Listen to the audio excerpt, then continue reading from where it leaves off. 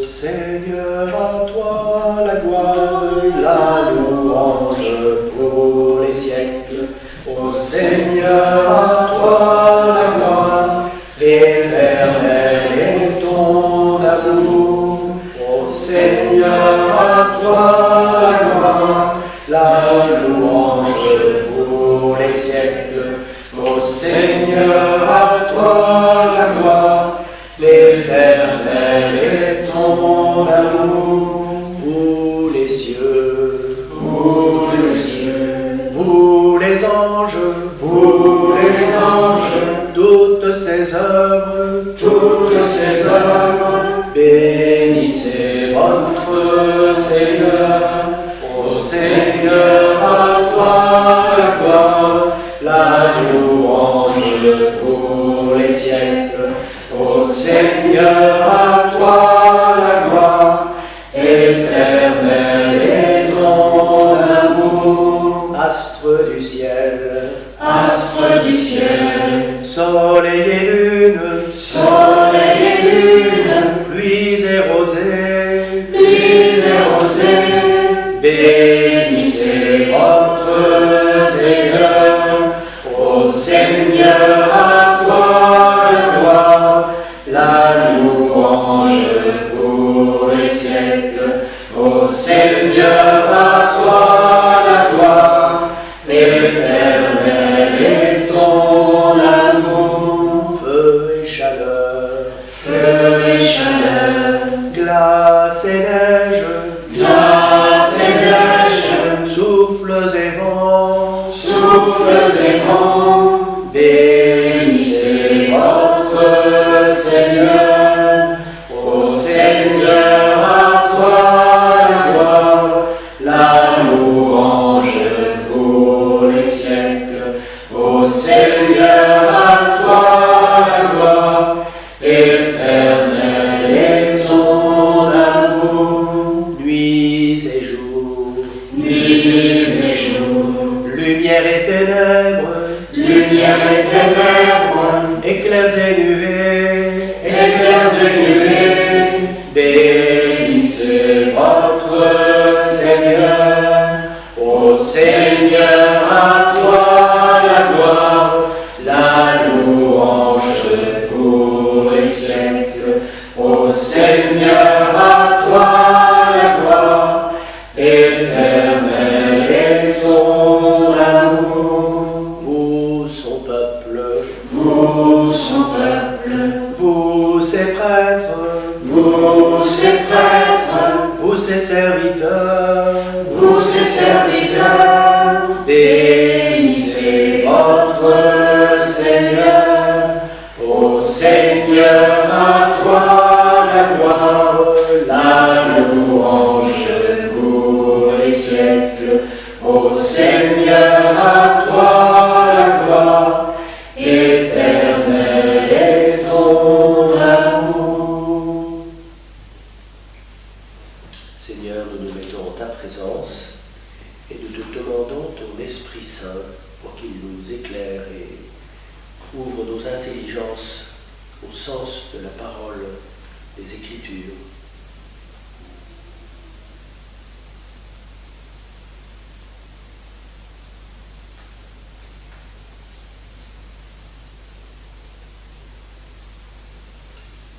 Notre Père, qui es aux cieux, que ton nom soit sanctifié, que ton règne vienne, que ta volonté soit faite sur la terre comme au ciel. Donne-nous aujourd'hui notre pain de ce jour. Pardonne-nous nos offenses, comme nous pardonnons aussi à ceux qui nous ont offensés. Et ne nous laisse pas entrer en tentation, mais délivre-nous du mal. Au nom du Père, et du Fils et du Saint-Esprit. Amen. Cette année, on a décidé j'ai proposé de vous faire des exposés pour suivre pas à pas Jésus. Car c'est lui qui nous a révélé le Père, qui nous a donné la plénitude du message d'amour que Dieu adresser à l'humanité. C'est en sa personne que cette révélation a été faite. Et toute la liturgie de l'Église, des chrétiens, elle est centrée sur les événements de la vie de Jésus.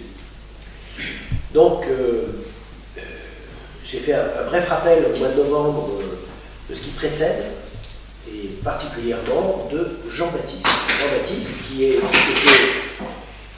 historiquement cousin de Jésus, cousin, ouais, pas cousin germain, mais de la famille de Jésus, et qui a eu le rôle de précurseur, c'est-à-dire qu'il l'a précédé, il l'a annoncé, et voilà, on a fait un petit schéma comme ça, où on montre le parallélisme entre les deux, et comment Jean a précédé Jésus à toutes les étapes de sa vie, c'est-à-dire qu'il l'a précédé jusque dans la mort, où il a été injustement décapité par Hérode. Voilà, donc c'est, on l'appelle le précurseur. Il précède Jésus, il l'annonce, et même sa vie est une annonce de ce que Jésus va vivre. Ensuite, on est revenu un petit peu en arrière, parce que Jean-Baptiste avait à peu près le même âge que Jésus, mais on a abordé le mystère de Noël. Donc, le mystère de Noël, c'est, donc, en fait, chaque année dans la liturgie, et c'est cette naissance de ce petit enfant, de la Vierge Marie, avec Noël, dans des conditions difficiles. Et donc, j'ai raconté et commenté un certain nombre de passages de ces évangiles qu'on dit de l'enfance, et qui sont très importants pour comprendre le mystère de Jésus. Donc, en particulier sur l'origine divine, qui est une des grandes difficultés de la foi, de croire que cet homme n'est pas seulement un homme, mais qu'il est Dieu qui s'est fait homme. Et ça, c'est quelque chose qui a été une cause de division dans l'Église très tôt. Qui est vraiment Jésus? C'est une véritable question, difficile. Voilà, alors, donc on a abordé ça avec la venue des bergers, avec les mages qui sont des sages d'Orient qui viennent l'adorer et qui sont comme les prémices de l'évangélisation future qui va toucher tous les peuples. Puis, donc j'ai fait deux enseignements, je crois. Donc, je vais marqué Topo 2, mais ça a été assez long. Il y a eu pas mal de choses là-dessus. Puis, j'ai parlé des débuts de la prédication de Jésus, des débuts de la vie publique de Jésus. Parce que pendant 30 ans, Jésus a une vie extrêmement discrète, on dit très peu de choses sur lui. On parle un peu des événements qui entourent sa naissance, et ensuite blackout pendant 30 ans. Il va même connaître l'exil, il va vivre dans un petit village de Galilée, car c'était un petit village à l'époque, maintenant c'est une ville de 45 000 habitants, comme Chalon, mais à l'époque c'était un village. Et ça allait rester jusqu'au 19e siècle. C'est seulement au 20e que ça s'est développé comme ça. Et donc, il vit là, avec sa mère et Joseph, l'époux de sa maman, et il va apprendre le métier de son père, il va devenir charpentier, il va exercer ce métier jusqu'à l'âge de 30 ans, et à 30 ans, il le quitte, et il va sortir de l'ombre, c'est-à-dire qu'il va aller auprès de Jean-Baptiste, qui a commencé sa prédication, et Jean-Baptiste va le désigner en disant « Voici l'agneau de Dieu, celui qui vient pour ôter le péché du monde ». Et à ces paroles-là, un certain nombre de disciples de Jean-Baptiste vont commencer à suivre Jésus. Jésus passe d'abord 40 jours dans le désert pour lutter contre l'esprit des ténèbres, c'est-à-dire que lui, qui est Dieu, il va prendre notre humanité et il va supporter, expérimenter ce que nous vivons. C'est-à-dire qu'il va être tenté comme nous, mais il va résister évidemment à toutes ces tentations et il va vaincre l'esprit de ténèbres. Et ensuite, accompagné par les premiers disciples qui viennent de Jean-Baptiste, il va commencer les premiers miracles. Il va remonter en Galilée, c'est-à-dire qu'il ne se manifeste pas en premier à Jérusalem, mais il se manifeste en premier à la limite du pays, c'est-à-dire dans cette partie où les Juifs sont mélangés à toutes sortes de nationalités, c'est un carrefour, c'est un lieu de passage, il y a plein de routes qui passent à cet endroit-là. Et donc c'est très cosmopolite. Et puis le lac de Tibériade, qui est un grand lac, est très peuplé autour. Et donc Jésus va se mettre là, il va descendre de Nazareth à Capharnaüm, qui est une des villes du bord du lac, et c'est là qu'il va commencer son ministère public. Donc j'ai parlé des premiers miracles qu'il accomplit, et surtout du message qu'il vient donner. Convertissez-vous, croyez à la bonne nouvelle, et il annonce cette bonne nouvelle, il explique en quoi elle consiste.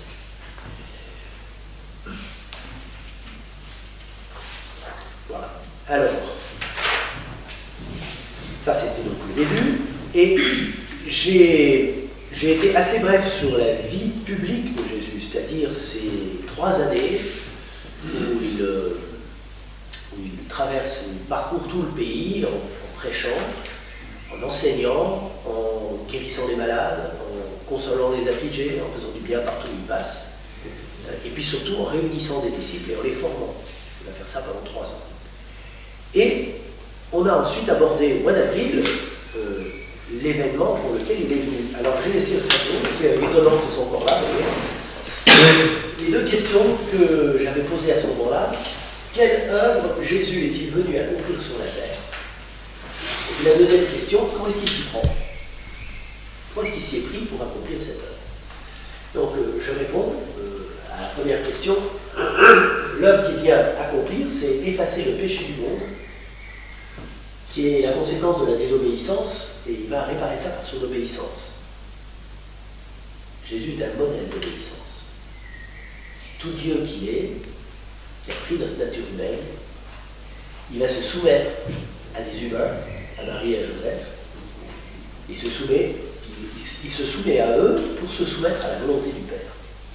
Donc il se met sous la volonté du Père, mais c'est une volonté c'est une soumission d'obéissance et d'amour. C'est pas une soumission par peur, ou comme un esclave qui a peur du châtiment et qui ferait les choses pour obéir et pas avoir de problème. Donc Jésus, c'est pas du tout ça. Il le fait par amour. Il va rentrer dans ce mystère de l'obéissance et il répare en cela la désobéissance qui est le malheur des hommes, en fait. Parce qu'on est tous des désobéissants. Louis, même les adultes. Il n'y a pas que les jeunes qui sont désobéissants. Et alors, la deuxième œuvre qu'il accomplit, parce que c'est bien d'effacer le péché, mais pourquoi faire?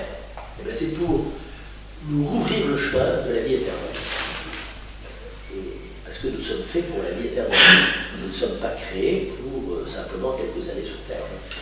Ça, c'est une vision très étroite des choses, et très bornée. La réalité, c'est que nous sommes faits pour la vie éternelle. Parce que Dieu ne reprend jamais ce qu'il a donné. Ah, je vais dire une chance alors. C'est mieux comme ça. Voilà, alors donc, comment est-ce que Jésus va s'y prendre? Donc, bien sûr, première chose qu'il fait, c'est qu'il annonce le royaume, c'est la prédication dont j'ai parlé tout à l'heure, première prédication. Et ensuite, il arrive au terme de sa vie et il accomplit l'œuvre essentielle. Parce que c'est dans sa mort et sa résurrection qu'effectivement le péché est effacé et que la vie éternelle est rendue aux hommes. Son sang versé sur la croix efface le péché du monde et sa résurrection nous rend la vie éternelle, nous donne l'espérance nous-mêmes de ressusciter et donc il ouvre le ciel. Alors je ne peux pas m'étaler là-dessus, mais il y a des quantités de symboles, de signes qui sont dans l'Évangile qui illustrent ça. Jésus déchire les cieux et la porte est de nouveau ouverte pour les hommes. Voilà. Et donc, aujourd'hui, on arrive au dernier point. Comment Jésus s'y prend-il? Je vous ai dit brièvement tout à l'heure qu'il a réuni autour de lui des disciples, il les a formés. Pendant 3 ans, il les a formés. Ces disciples, ce petit noyau de disciples qui va marcher avec lui, auquel il va donner le nom d'apôtre, ils sont témoins de tout ce que Jésus accomplit et dit pendant 3 ans. Il en fallait une grosse mémoire, hein, parce qu'il s'en est passé des choses. Donc, ils ont été témoins de tout ça, et Jésus va les former, et surtout, petit à petit, il va leur dire, vous allez continuer l'œuvre que moi j'ai commencé. De même que le Père m'a envoyé, vous aussi, je vous envoie. Et alors, C'est là où on arrive donc à l'événement qu'on va aborder dans les détails. Lorsque Jésus est mort et ressuscité, donc, première chose qu'il fait, c'est qu'il restaure la foi chez ses disciples, parce que le choc de la passion et de la mort de Jésus sur la croix était tel que, à part très peu de disciples, un tout petit nombre, peut-être la Vierge Marie et quelques autres, ils étaient complètement assommés par ça, en se disant c'est foutu, quoi. On a eu notre espoir en lui, c'est fini, quoi. Il est mort et enterré, donc l'affaire est conclue. Mais pas du tout. Il va donc se relever et il reste 40 jours parmi eux pour restaurer leur foi et leur donner les enseignements qu'ils ne pouvaient pas entendre avant que l'événement soit produit, soit réalisé. Parce que parler de la vie éternelle alors qu'on est mortel, ça pose une question. Quand Jésus va leur en parler après, ça a quand même plus d'autorité, hein, parce que là, ils finissent par être convaincus, et à force de manger avec lui, de le toucher, de l'écouter, de le voir leur apparaître plusieurs fois, ils finissent par comprendre que vraiment il est vivant, quoi. Hein, d'autant plus qu'il n'y a plus personne dans le tombeau, sauf les linges dans lesquels on avait enveloppé, qui existent toujours, et pour la plupart, qui sont conservés dans différents lieux d'Europe, de la chrétienté. Voilà, alors on arrive donc à ce que vous avez sur votre feuille, après les manifestations de Jésus, suite à sa résurrection, et la restauration de la foi des disciples, Jésus leur rappelle sa promesse qu'il avait faite avant sa mort. Je vais vous envoyer un autre défenseur. En fait, le terme exact, c'est paraklétos. C'est un terme grec. C'était une fonction particulière. Le paraclé, c'était, si vous voulez, un juriste qui venait vous conseiller, parce que dans le droit romain, c'était la personne qui allait passer en jugement, qui devait faire sa défense, organiser sa défense et construire sa défense. Et le paraclet, c'est ce conseiller qui va, connaissant les lois, qui va dire à la personne comment elle doit s'y prendre, comment elle doit parler, ce qu'elle doit dire ou pas dire pour sa défense. C'est comme un conseiller, si vous voulez. Et Jésus va donner ce nom à l'esprit qu'il va nous envoyer, à ce défenseur qu'il va nous envoyer. Donc, il l'appelle l'Esprit Saint, et l'Esprit Saint les conduira vers la vérité tout entière. Il leur fera souvenir de tout ce qui leur avait été dit par Jésus, tout ce que Jésus leur avait dit, et il leur donnera la force de poursuivre l'œuvre qu'il a lui-même entreprise. Parce que les apôtres, ils avaient une telle trouille, il faut parler franchement, ils avaient une trouille, qu'ils vivaient enfermés. Après l'ascension, quand Jésus est parti, ils n'étaient pas trop ravis. Même si les actes des apôtres disent quand même qu'ils rentrent tout joyeux. Oui, ils rentrent tout joyeux. Je voudrais savoir ce qu'il en était réellement, s'ils étaient si joyeux que ça. Parce que Jésus leur a dit, je m'en vais, quoi. Et vous ne me reverrez plus. Enfin, si, à votre mort, mais voilà. Et il y a des anges qui vont venir et qui vont dire, mais qu'est-ce que vous faites là? Regardez le ciel. Ce Jésus que vous avez vu partir vers le ciel, il reviendra de la même façon à la fin des temps.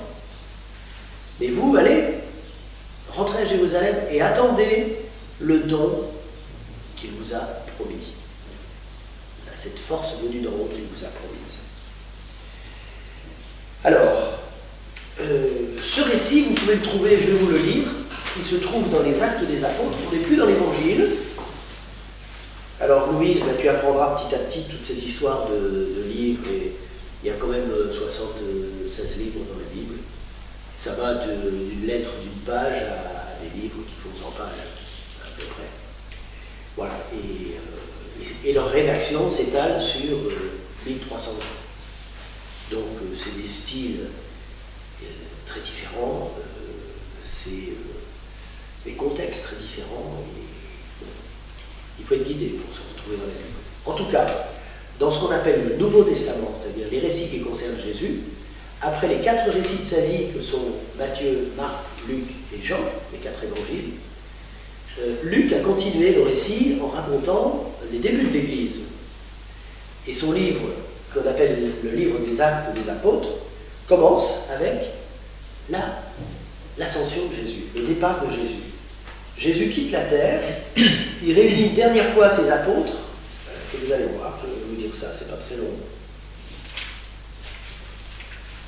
Tourne la bonne page. Voilà. Au cours d'un repas qu'il prenait avec eux, il leur donna l'ordre de ne pas quitter Jérusalem, mais d'y attendre que s'accomplisse la promesse du Père. Il déclara: « Cette promesse, vous l'avez entendue de ma bouche. Alors que Jean a baptisé avec l'eau, vous, c'est dans l'Esprit Saint que vous serez baptisés d'ici quelques jours. » Ainsi réunis, les apôtres l'interrogeaient. « Seigneur, est-ce maintenant le temps où tu vas rétablir le royaume pour Israël ?»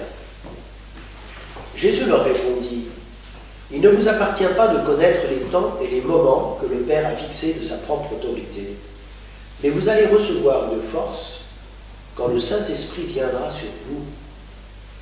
Vous serez alors mes témoins à Jérusalem, dans toute la Judée et la Samarie, et jusqu'aux extrémités de la terre. » Après ces paroles, tandis que les apôtres le regardaient, il s'éleva, et une nuée vint le soustraire à leurs yeux. Et comme ils fixaient encore le ciel, où Jésus s'en allait, voici que devant eux se tenaient deux hommes en vêtements blancs, qui leur dirent: « Galiléens, pourquoi restez-vous là à regarder vers le ciel? Ce Jésus qui a été enlevé au ciel d'auprès de vous, viendra de la même manière que vous l'avez vu s'en aller vers le ciel. » Voilà. Donc voilà, ça c'est l'événement du départ de Jésus, qui va un petit peu les déprimer. Et alors, les promesses de l'Esprit Saint. Ben, on a été gentils, on les a mises en intégrale. Là, dans le texte, parce que, allez les retrouver, ça se trouve dans l'évangile de Saint Jean, vous pouvez les suivre. Hein. Donc, j'ai mis rappeler les promesses de l'Esprit rapportées par Jean dans son évangile. C'est important de bien situer. Jean nous raconte, avec beaucoup de détails, la dernière soirée de Jésus, parmi les disciples. Ils sont réunis pour célébrer ensemble la Pâque. Il s'agit de la Pâque juive, qu'on célébrait tous les ans depuis 1400 ans à peu près, depuis le départ d'Égypte, sous la conduite de Moïse. Et Jésus revit ce repas rituel avec ses apôtres pour la dernière fois. Et au cours de ce repas, il va accomplir deux gestes qui vont marquer profondément les apôtres. Premier geste, au début du repas, il se lève, il enlève son manteau, il prend un tablier, une bassine d'eau et il commence à laver les pieds des apôtres. Alors là, les apôtres, ils sont plutôt choqués parce que c'est pas à Jésus de laver les pieds des apôtres, hein, c'est bon pour les serviteurs, ça, les esclaves. Et il le fait. Et il dit: si je ne vous lave pas les pieds, vous n'aurez pas de part avec moi dans le royaume. Donc, ça les perturbe beaucoup, ce premier geste. Et Saint Jean va le rapporter en détail, alors que les autres n'en parlent pas.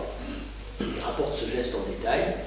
Et surtout, ce que Jésus va dire après: si moi, le Maître et Seigneur, je vous ai lavé les pieds, c'est pour que vous aussi vous fassiez de même entre vous. Et là, c'est une leçon très importante, parce que ça vous permet de discerner où sont les vrais chrétiens. Les vrais chrétiens, c'est des gens qui se mettent au service des autres. Ceux qui se disent chrétiens et qui sont égoïstes, c'est des menteurs. Voilà. Donc il faut vraiment avoir ce critère de discernement. Jésus dit aux apôtres: si vous voulez être mes disciples, vous allez vous laver les pieds les uns aux autres. C'est-à-dire vous vous mettez au service les uns des autres. Voilà. Il faut vraiment avoir cet état d'esprit quand on est chrétien. Et puis, le deuxième événement, qui est également rapporté par les autres, et que, donc, comme les trois autres ont rapporté l'autre événement, Jean ne le rapporte pas.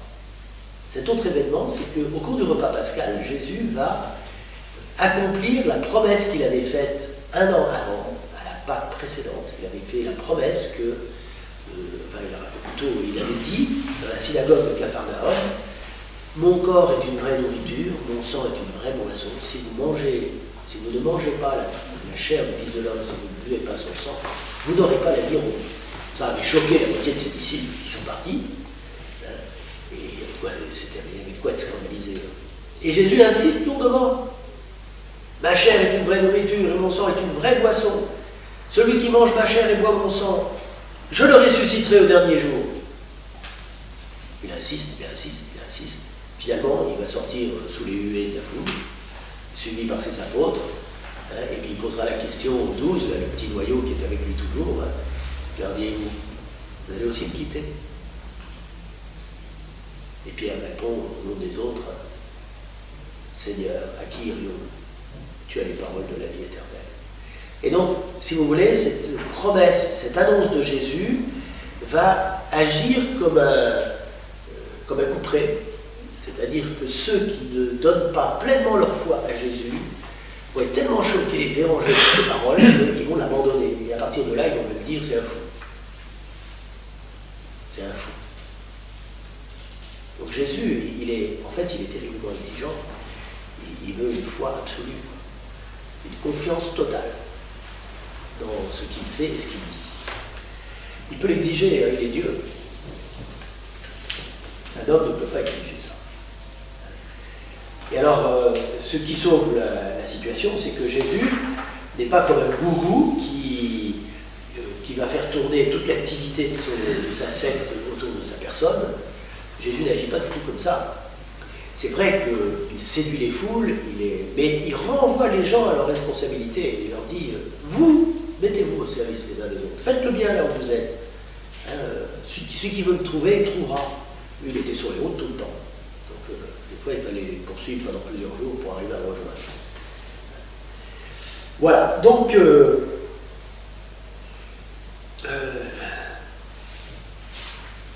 Donc Saint Jean rapporte l'événement du lavement des pieds. Les trois autres évangiles ont rapporté celui de l'institution de l'Eucharistie, c'est-à-dire que Jésus va prendre du pain, il va prononcer les paroles, prenez, mangez, ceci est mon corps, livré pour vous, et puis il partage le pain et le donne à ses apôtres.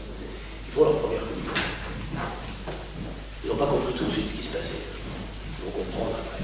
Petit à petit, l'Église va réfléchir là-dessus, parce que Jésus, vous savez, c'est pas un ritualiste. Hein. Il a créé aucun rite. Il a donné des signes précis, et c'est l'Église qui va construire des rites. La communauté chrétienne va élaborer des rites autour du mystère, et plus elle va prendre conscience de la grandeur du mystère, plus elle va entourer avec des rites pour protéger le mystère.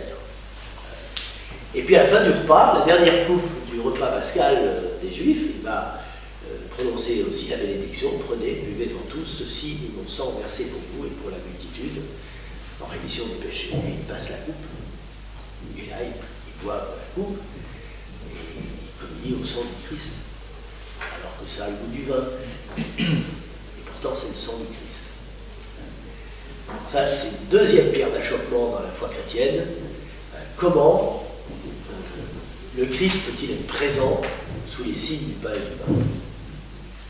Et comment peut-on affirmer que c'est une présence réelle et non pas un symbole? C'est une vraie pierre d'achoppement parce que c'est ce qui nous divise avec les protestants, avec l'Église protestante. Cette question du réalisme de la présence du Christ dans l'Eucharistie. Voilà. Alors il y a une troisième pierre d'achoppement, j'aurais dû la mettre avant, mais c'est sa résurrection. Moi, j'ai jamais vu personne ressusciter. Hein. J'ai fait des centaines d'enterrements dans ma vie, peut-être des milliers, je ne sais pas. Mais j'ai jamais vu personne sortir de son tombeau. Hein. Donc là, c'est aussi une pierre d'achoppement. Vous voyez, là, Jésus est un signe de contradiction, c'est-à-dire que est-ce que j'accepte d'entrer dans une obéissance totale à Jésus, comme lui-même a obéi totalement à la mission que le Père lui a donnée?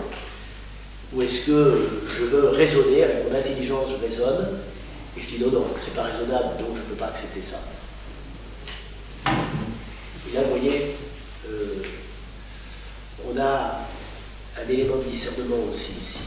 Qu'est-ce qui est le plus important dans la nature humaine? L'intelligence ou l'amour? Qu'est-ce qui pilote l'autre? Qu'est-ce qui est premier? Je pense que vous avez tous votre réponse.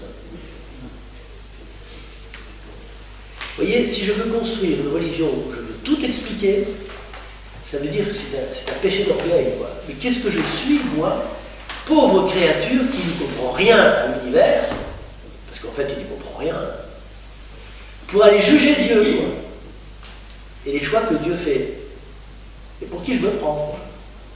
C'est une véritable question, ça. Est-ce que c'est l'intelligence qui doit piloter, ou est-ce que c'est le cœur?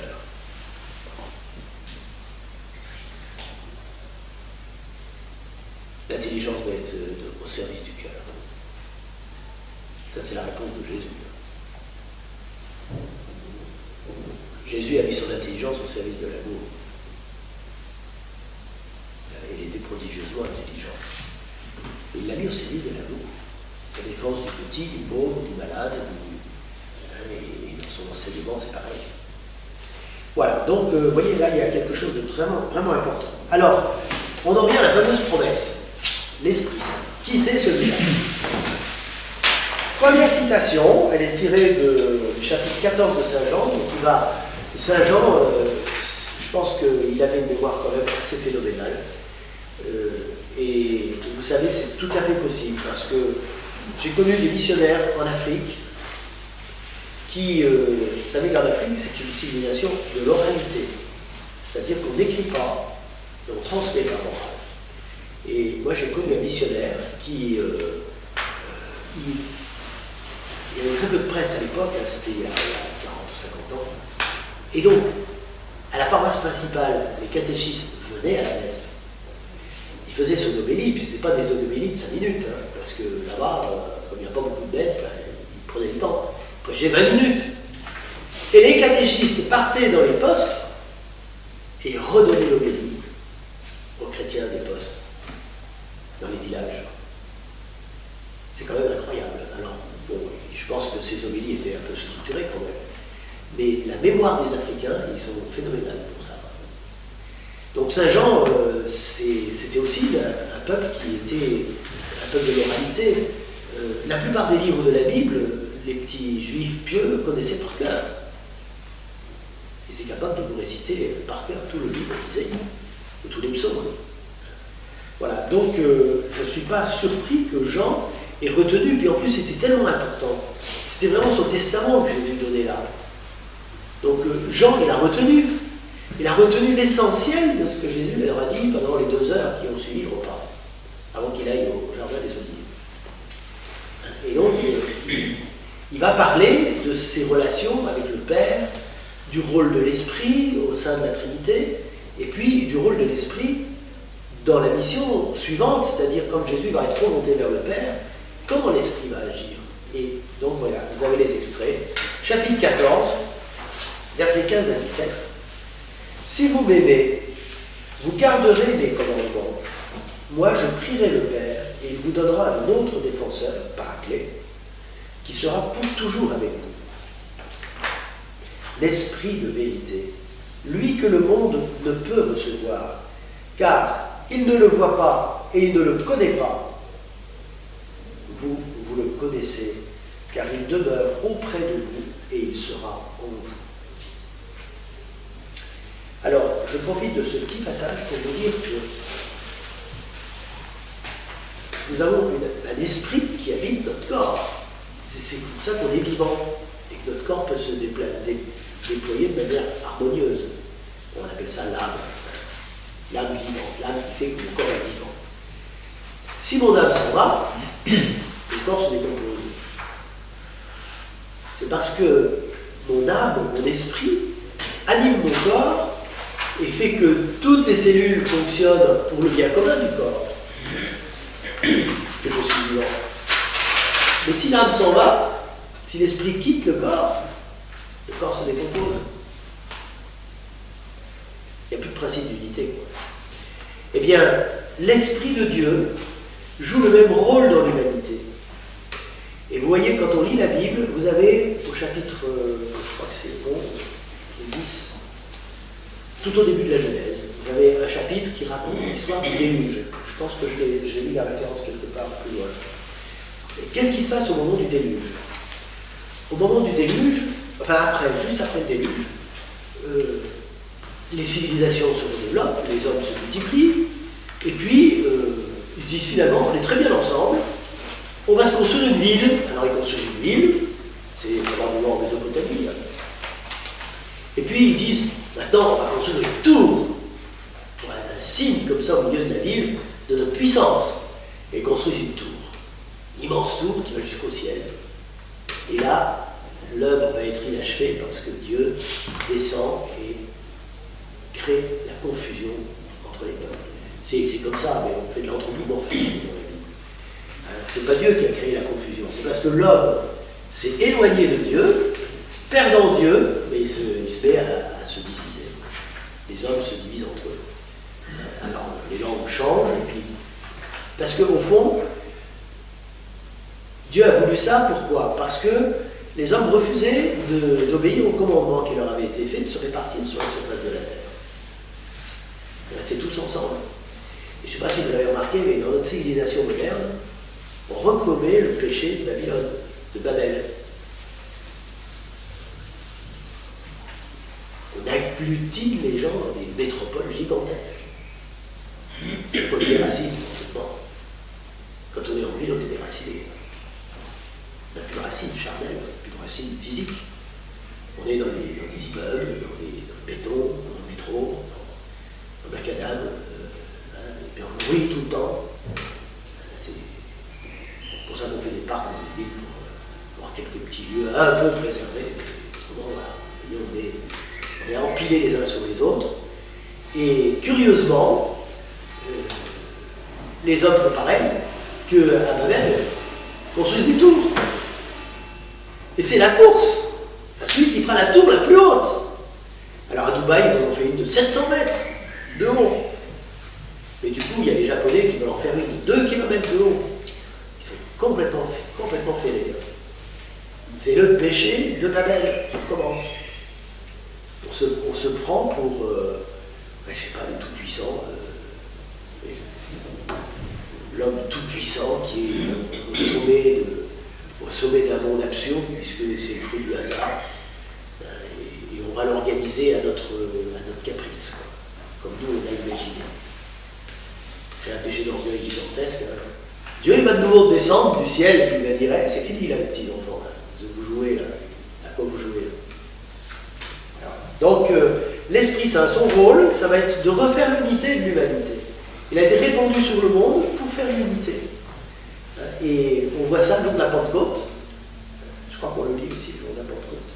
Donc le jour de la Pentecôte, l'Esprit Saint va être donné aux apôtres. Et puis, ils n'ont plus peur, ils sortent, ils se mettent à prêcher, parce qu'il y a plein de monde qui est arrivé, parce qu'ils ont entendu le bruit de la descente de l'Esprit sur la maison, fort culpant, qu'est-ce qui se passe là-haut? Ils ont tous couru à l'endroit. Et puis, ils commencent à prêcher, et là, c'était à la fête de Pentecôte, donc c'est un peu comme à la Pâque, il y avait énormément de Juifs de toutes les régions qui étaient présents, parlant toutes sortes de langues, et là, les apôtres parlent en araméen, et chacun comprend dans sa propre langue. Les gens sont stupéfaits. Ils disent, c'est incroyable, c'est des Galiléens, et on les comprend tous dans notre langue. L'Esprit Saint inverse le sens des choses, c'est-à-dire que lui va faire l'unité du genre. Et ça va vraiment la mission de l'Église, c'est de faire l'unité du genre humain dans la diversité, avec le respect de toutes les cultures. En fait, l'évangile, enfin, l'amour c'est fait pour toutes les cultures. Hein. Donc l'évangile, c'est prêcher l'amour mutuel, c'est apprendre aux hommes enfin à tout le monde, aux humains à s'aimer les uns les autres, comme le Christ nous a aimés. Et ça peut s'enraciner dans toutes les cultures de la terre, et dans toutes les langues. C'est pas réservé à une culture. Hein. Une espèce de culture monolithique qu'on veut imposer au monde entier, quoi. Ce que certains ont le projet de faire. Par tous les moyens. Y compris la Kalachnikov. Les explosifs. Voilà, donc l'Esprit Saint, il vient faire l'unité dans la diversité. Parce Parce qu'il va mettre la communion entre les hommes. On va se comprendre parce qu'on aime tous le même Seigneur qui a donné sa vie pour nous et on va essayer de l'aimer, nous aussi, l'aimer de la même manière. Donc voilà, vous voyez, c'est ce que je voulais commenter sur ce premier texte. Alors, Jean 14, 25, 26, je vous parle ainsi tant que je demeure avec vous, mais le Paraclétos, le défenseur, l'Esprit Saint, que le Père enverra en mon nom, lui vous enseignera tout et il vous fera souvenir de tout ce que je vous ai dit. Tout à l'heure, je vous avais dit, c'était pas évident pour les apôtres de se souvenir de tout ce qu'ils avaient entendu en 3 ans. Je pense que Matthieu a dû prendre pas mal de notes. Pourquoi je dis Matthieu? C'est parce que c'était un intellectuel, il était collecteur d'impôts pour les Romains. C'était, comment on appelle ça aujourd'hui, le patron des impôts, l'hôtel des impôts, le percepteur. Il était percepteur des impôts. Donc je pense que lui, il devait prendre pas mal de notes, il était précis, on voit bien dans son évangile que c'est très structuré. Hein. Il a mis les enseignements de Jésus par catégorie, il lisait le sermon sur la montagne, voilà. Il a structuré les choses. Donc, ils avaient certainement pris des notes, mais les enseignements de Jésus, c'était tous les jours. Pendant 365 jours x 3, c'est-à-dire plus de 1000 jours. Dieu sait s'il en a eu des enseignements, puis peut-être plusieurs certains jours. Et les paraboles, toutes sortes de paraboles qu'il a dû faire, les évangiles ne racontent presque rien, quoi. Le minimum nécessaire. Donc Jésus leur dit, le Paraclétos, l'Esprit que vous allez recevoir, eh bien lui, il vous fera vous souvenir de tout ce que je vous ai dit. Il le remettra dans votre bouche et dans votre cœur. C'est quand même assez génial. En fait, c'est notre mémoire, l'Esprit Saint. C'est notre mémoire, et surtout, il va nous conduire vers la vérité tout entière. Ça, c'est vraiment important. Il nous enseignera tout.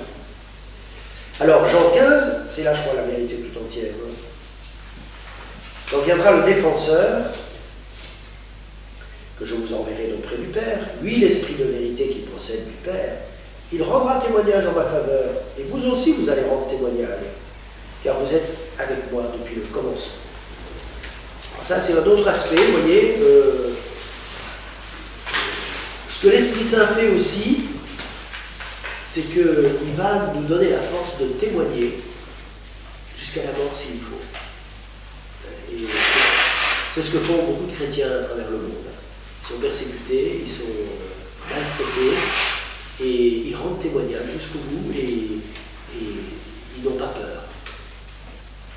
L'Esprit Saint, il chasse la peur du cœur des chrétiens. Alors Louise, je ne vois pas que tu aies peur, parce que d'emblée, là je te sors ça, que les chrétiens on les persécute. Oui, il y a dans l'évangile quand même quelque chose qui s'appelle les béatitudes. Il y a 8 béatitudes. Et la 8e béatitude, c'est « Heureux serez-vous si on vous persécute ». Voilà, pour la justice, le royaume des cieux est à vous. Et puis Jésus va même insister, parce que c'est tellement choquant cette béatitude, qu'il va dire « Mais heureux êtes-vous, vous êtes bien heureux si on dit toutes sortes de mal contre vous à cause de moi. Soyez dans l'allégresse, car votre récompense sera grande dans les cieux. » Et quand on regarde l'histoire de l'Église, il n'y a pas de siècle, mais je ne dirais même pas de décennie, où les chrétiens n'ont pas été persécutés quelque part. C'est normal, on dérange. Qu'est-ce que vous voulez? Un chrétien, quand il voit un potentat ou un tyran qui commet des injustices et qui maltraite des gens innocents, il va dénoncer ça. Un chrétien ne peut pas laisser ça passer.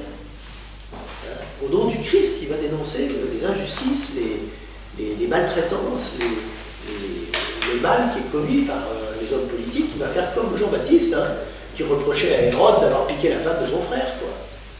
Il n'a pas le droit de prendre la femme de ton frère. Ouais, ben, j'ai pas le droit, tu vas voir si j'ai pas le droit. Coffret, puis au bout de quelques temps, décapité. Comme ça, au moins tu te tairas. Donc voilà, les chrétiens ils défendent les petits, les pauvres, les innocents, les maltraités, ils défendent la vie. Ils croient à la vie. Dieu est vie.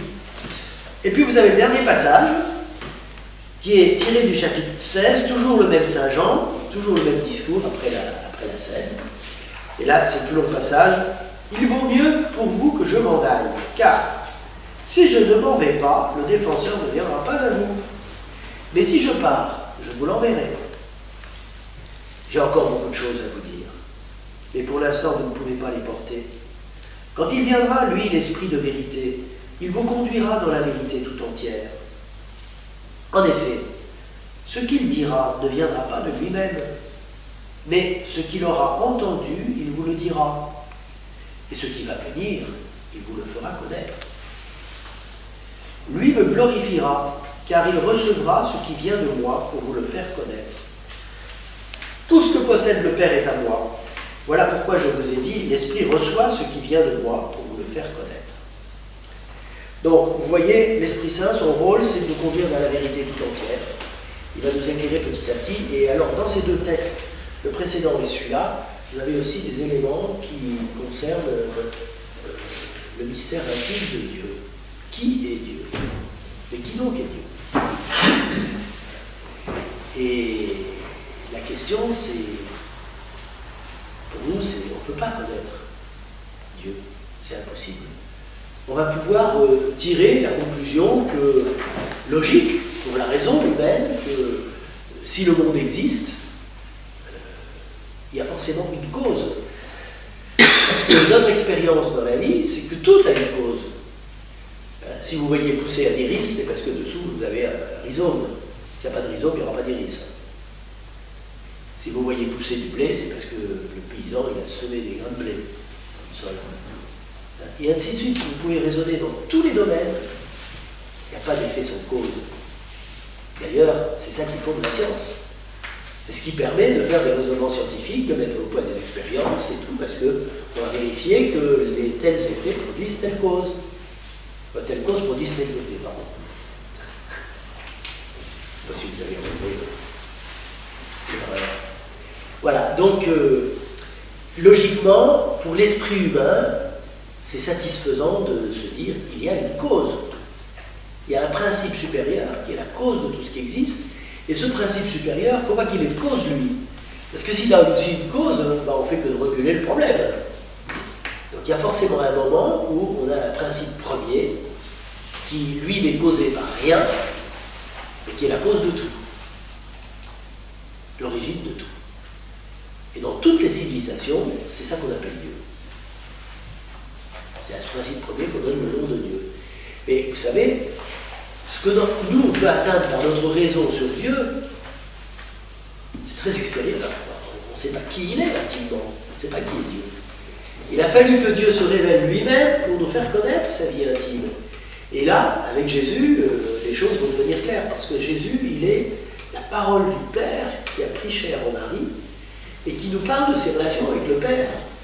Il nous dit, je suis dans le Père, et le Père est en moi. Le Père et moi, nous sommes un.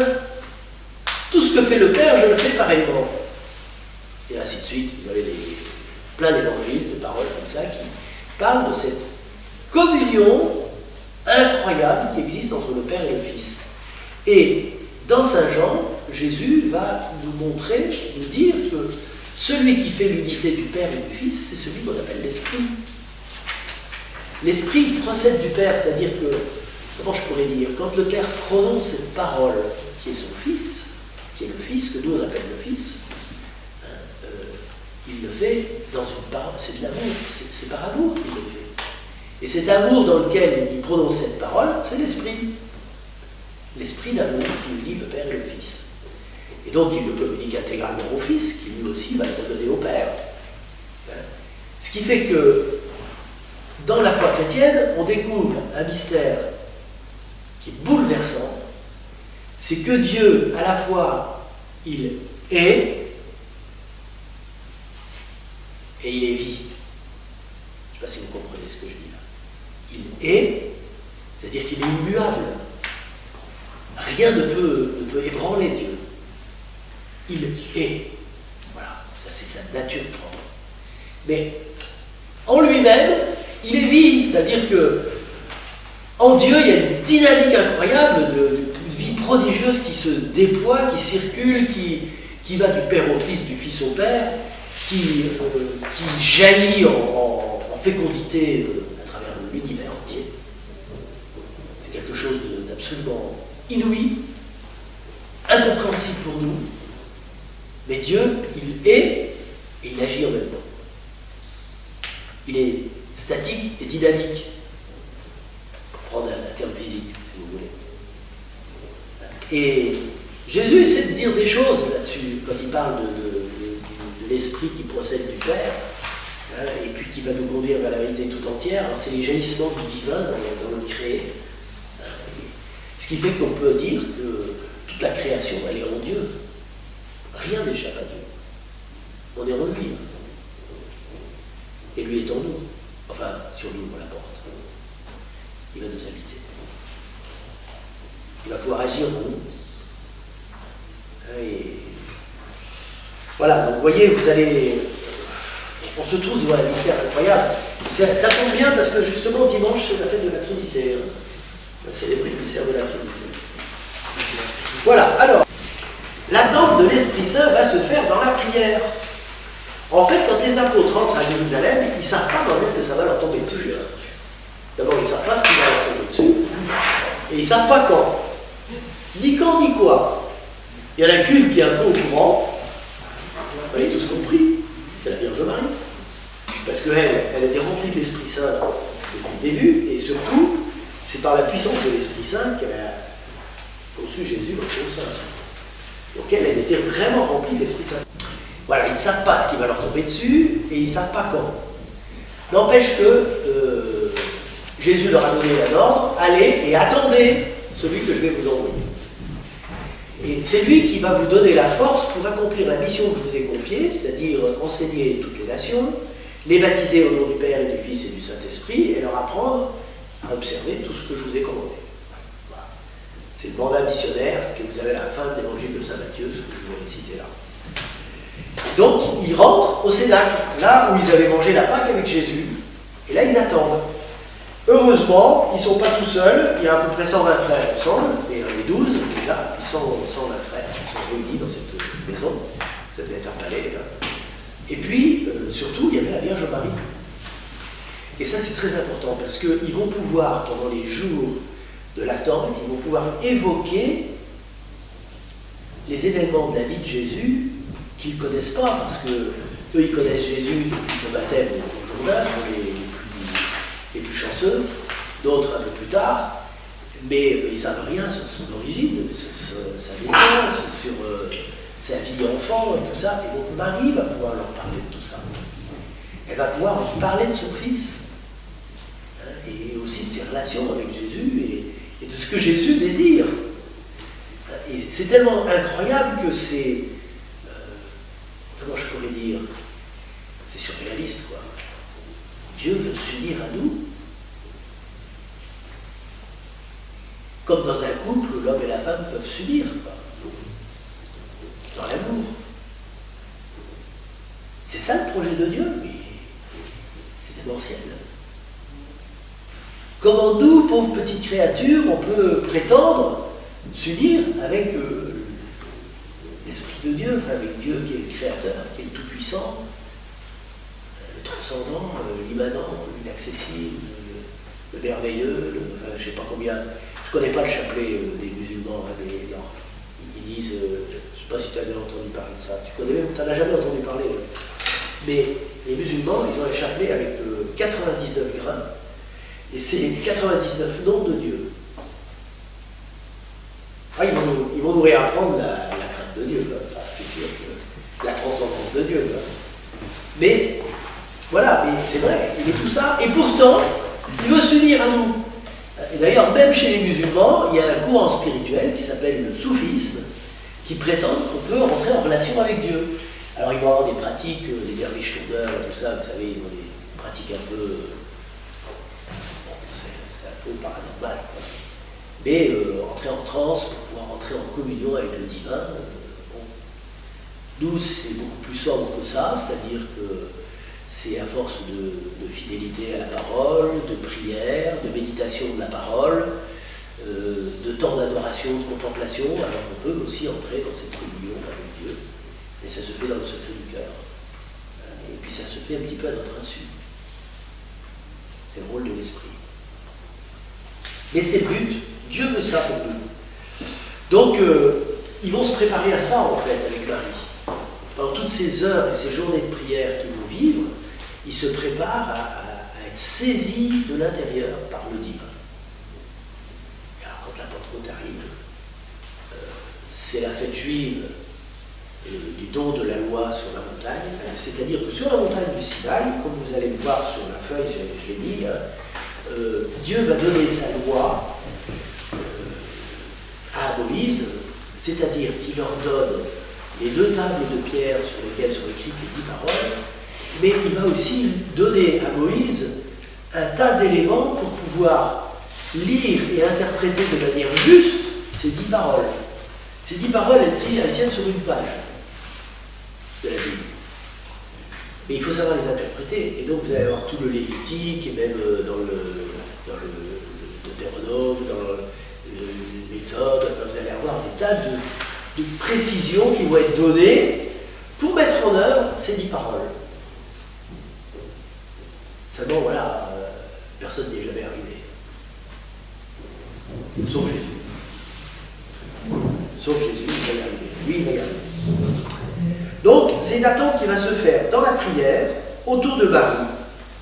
Sa venue survient à l'occasion de la fête de Pentecôte, pendant laquelle les Juifs font mémoire du don de la Torah, donc le décalogue, avec son interprétation, donc toutes les lois, tout le code législatif qui va entourer le décalogue, et puis toute l'histoire sainte, parce que c'est ça qui est extraordinaire, c'est que la Bible, enfin, ce qui est vécu par les Hébreux, depuis Abraham et jusqu'à la venue de Jésus, est une figure de ce que toute l'humanité doit vivre. C'est comme une parabole, quoi, si vous voulez. L'histoire juive, enfin l'histoire du peuple hébreu et des Juifs, est une parabole de ce que toute l'humanité doit vivre. Et là où ils commettent une erreur aujourd'hui, c'est qu'ils croient qu'ils sont toujours le peuple élu et le seul peuple élu et pas les autres. Là, c'est fini ça.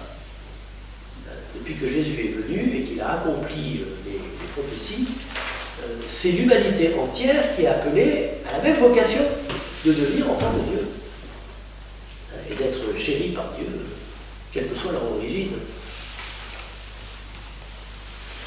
L'Esprit va être donné aux apôtres pour leur donner l'intelligence de toute l'Écriture et de tout ce que Jésus leur a dit. L'Église, nouveau peuple de Dieu, va avancer sous la nuée de l'Esprit, sous sa conduite, comme les Hébreux, sous la conduite de la colonne de nuée à travers le désert. Ça, c'est une des caractéristiques de l'histoire de Moïse, c'est que les Hébreux sont partis d'Égypte, ils ne savaient pas où ils allaient. Ils savaient tout simplement que Moïse voulait les conduire au pays de Canaan, mais ils ne savaient pas par quel chemin. Et au lieu de les emmener par la route de la mer, où ils auraient été au pays de Canaan en 3 jours, une semaine, ils sont partis dans le sud, à travers le désert, et ils se retrouvaient contre la mer Rouge. Et c'est là où cette nuée va passer derrière le peuple, faire une barrière de feu qui va empêcher l'armée de Pharaon de les rejoindre. Et c'est là pendant la nuit que Moïse, avec son bâton, l'étend sur la mer sur l'ordre de Dieu, et que la mer va se retirer, qu'un fort vent d'est va souffler, assécher le fond de la mer, et puis ils vont traverser la mer. Et ensuite, la nuée, qui faisait une barrière de feu, se relève, repasse devant, et va, pendant tous les 40 années dans le désert, conduire le peuple. Et à tel point que ce n'était pas eux qui décidaient de leur déplacement. À partir du moment où ils ont été au Sinaï et ils ont eu la tente dite de la rencontre, c'est-à-dire le lieu de la présence de Dieu au milieu du peuple, la nuée se posait sur la tente, ça faisait une colonne de nuée dans la journée, une colonne de feu la nuit qui les éclairait, ils avaient l'éclairage public. Tina, chapeau. Et cette colonne de nuée, tant qu'elle restait là, ben on restait là. Et puis quand elle se levait, qu'elle se mettait en route, vite on pliait le camp, et puis les tribus commençaient à partir derrière la nuée. Ça devait être un truc incroyable parce qu'ils étaient plusieurs centaines de milliers, donc c'était un déplacement. Voilà, à tel point que les exégètes modernes disent c'est pas possible. sûr, c'est pas possible. Rien n'est pas possible à Dieu. Donc, voilà. La Bible nous raconte comme ça, on reçoit comme ça. Hein. Voilà, alors en tout cas, ils ont été conduits par cette nuée, et l'Église, aujourd'hui, elle est conduite par l'Esprit Saint, comme les Hébreux dans le désert, sous la nuée. C'est l'Esprit Saint qui conduit l'Église. Vous savez, là, c'est un gros acte de foi, parce que on n'a pas de signe visible comme du temps des Hébreux, où ils voyaient la nuée, la colonne de nuée, le feu la nuit. Là, ils avaient un signe tangible, si vous voulez, qu'ils pouvaient percevoir avec leur sens. Nous, ce n'est pas le cas. Nous, l'Esprit de Dieu, il est comme le vent, il souffle où il veut, on essaie ni d'où il vient, d'où il va. Voilà. Alors, la nouveauté, c'est que dans la première alliance, ce don est fait uniquement au peuple élu. Dans la nouvelle alliance, le don de l'Esprit est fait à toute l'humanité. D'où le mandat missionnaire universel que les apôtres ont reçu, que vous avez entendu dans les actes. Vous allez recevoir une force, celle de l'Esprit Saint, qui viendra sur vous. Vous serez alors des témoins à Jérusalem, dans toute la Judée et la Samarie, et jusqu'aux extrémités de la terre. Voilà, les amis, à nous d'être témoins. Donc, on devient chrétien pour devenir ces témoins qui vont porter partout la bonne nouvelle jusqu'aux extrémités de la terre.